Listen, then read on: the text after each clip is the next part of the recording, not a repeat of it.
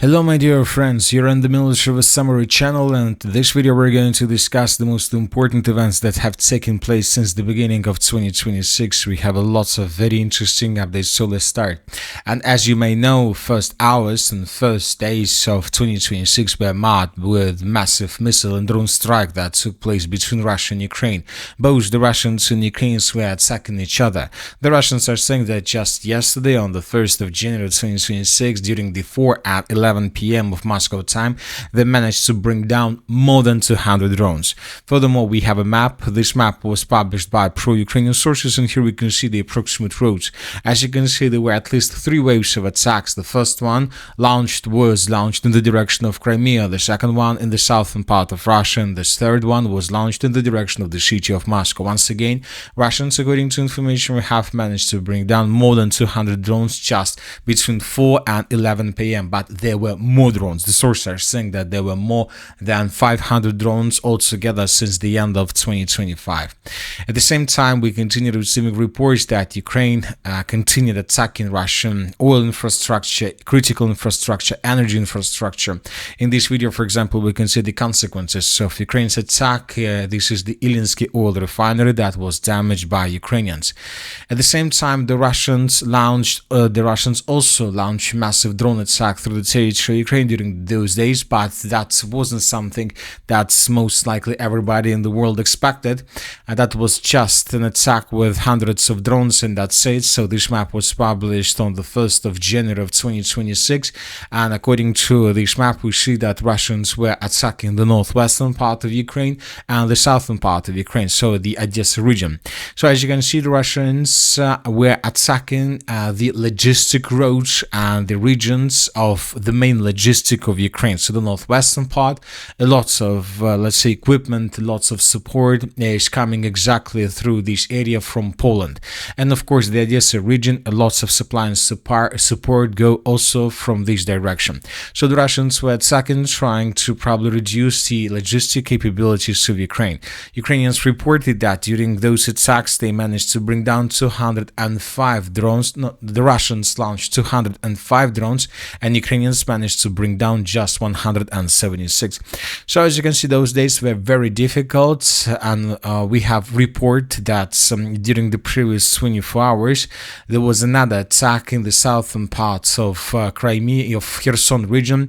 The Russians are saying that Ukrainians attacked the settlement by the name of Horli. So there was something like holiday. People were celebrating New Year, and during this celebration, 3 drones attacked this territory, and according to information we have, there are casualties among civilians.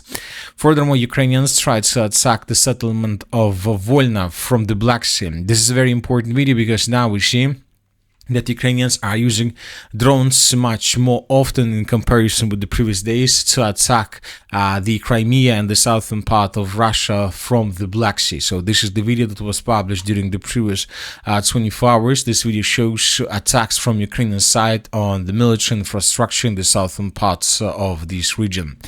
Furthermore, we have a very interesting report that is coming from Moscow. According to information we have, materials containing decrypted routing data and the controller of the Ukrainian drone, which was hit by Russian air defense system on the night of December 29th over Novgorod region during an attack on the residence of the President of Russia, were handed over to a representative of the military attaché office of the US Embassy in Moscow. So as you can see, the Russians are still collecting the legal base before making their massive strike. So Russians are trying to make everything legal. So we cannot call this situation as a legal situation. Obviously, this is not something like this.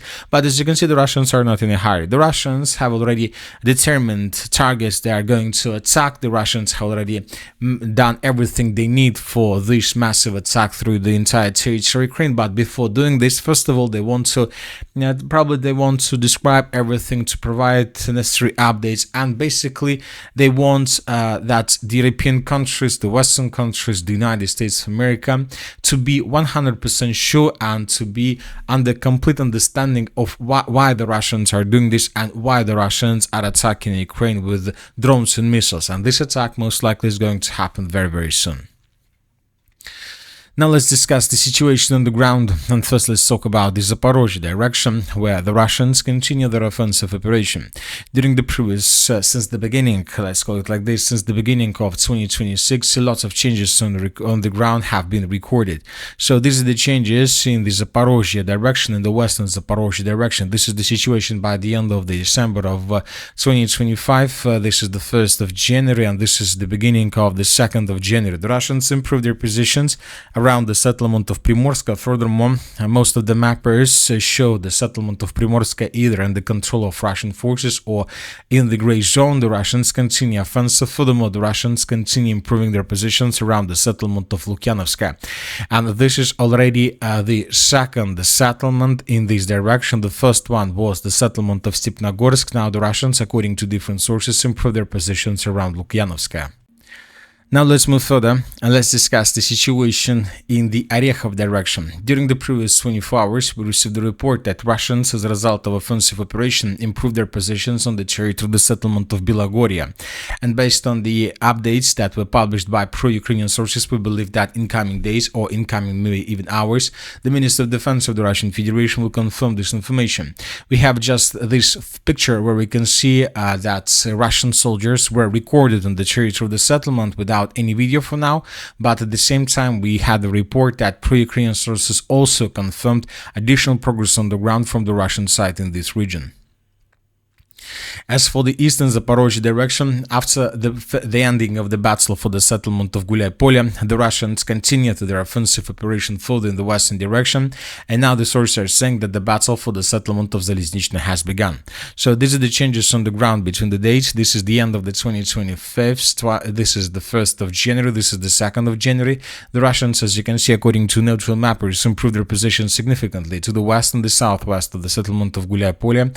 Furthermore, according to information we have, the Russians began assault operation on the city of Zaliznichne. So this is the second settlement to the west of the river of Gaichul in the area of the settlement of Gulay-Polye. And this is a very important settlement. This is a very powerful stronghold. If Russians are able to establish complete control over the territory, then the Russians will enter the Orekhov operational space and they will continue offensive operation further in the southwestern direction to attack the city of Orekhov from behind.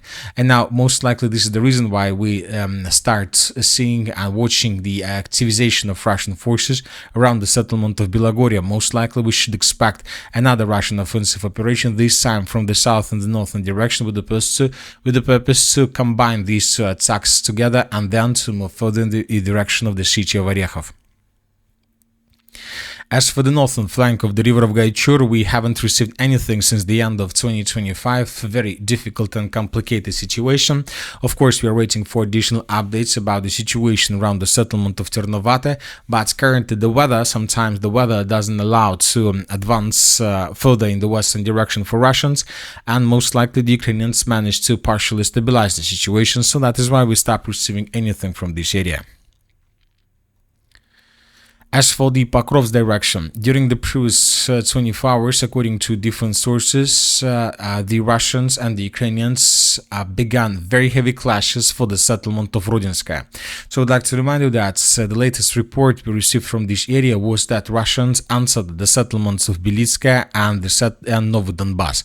But today we start receiving reports that Ukrainians began another counter-offensive operation with the purpose to answer the city of Rodinskaya and to restore control over the settlement. So currently there are very heavy clashes on the line between the settlements of Rodinskaya, Belitskaya and Novodonbass. So this territory with very heavy clashes and attacks, counter-attacks both from Russian and Ukrainian sides. So let's wait and see what is going to be next, because the battle for this area, for the area around the city of Belitskaya, will determine whether the Russians will be able to advance further in the direction of the city by the name of Dobropolye.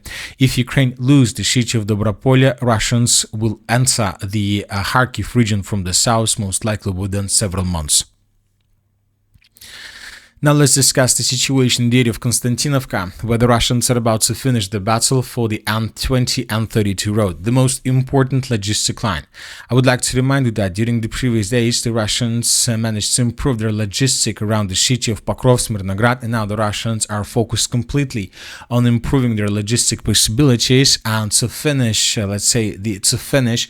everything connected with the logistic, the Russians are required to do just one thing. They need to establish complete control over the N20 and 30 road and 32 road and to force Ukrainians to fall back.